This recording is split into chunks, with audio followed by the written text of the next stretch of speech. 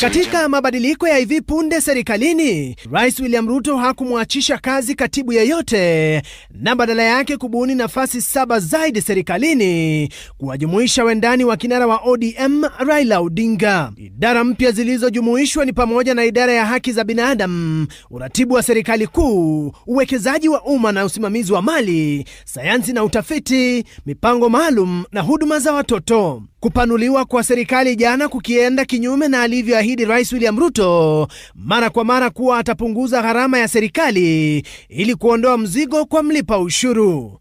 Kulingana na tume ya mishahara nchini SRC, afisi ya katibu wa wizara ni ya ngazi ya juu yenye jumla ya mshahara wa zaidi ya 700,000 kila mwezi, zikiwemo marupurupu. Mnamo Julai mwaka uliopita, mkuu wa utumishi wa umma Felix Kosgei alitoa taarifa kwa mawaziri wote kuwa Rais William Ruto aliamrisha idadi ya washauri serikalini ipunguzwe kwa 50%. Hii ikimaanisha kuwa washauri waliopewa kila katibu watapunguzwa kutoka 2 hadi 1. Hata hivyo, amri hii inaonekana kuzikwa kwenye kaburi la sahau. Akizungumza na runinga ya Citizen akiwa nchini Afrika Kusini, mtaalamu wa kisiasa Profesa Karuti Kanyinga amesema kuwa tatizo ni kwamba serikali pana au serikali shirikishi inadhoofisha uwajibikaji na pia taasisi za utawala.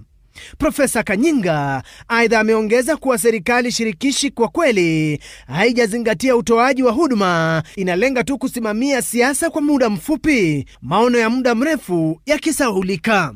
Stephen Leto, runinga ya Citizen.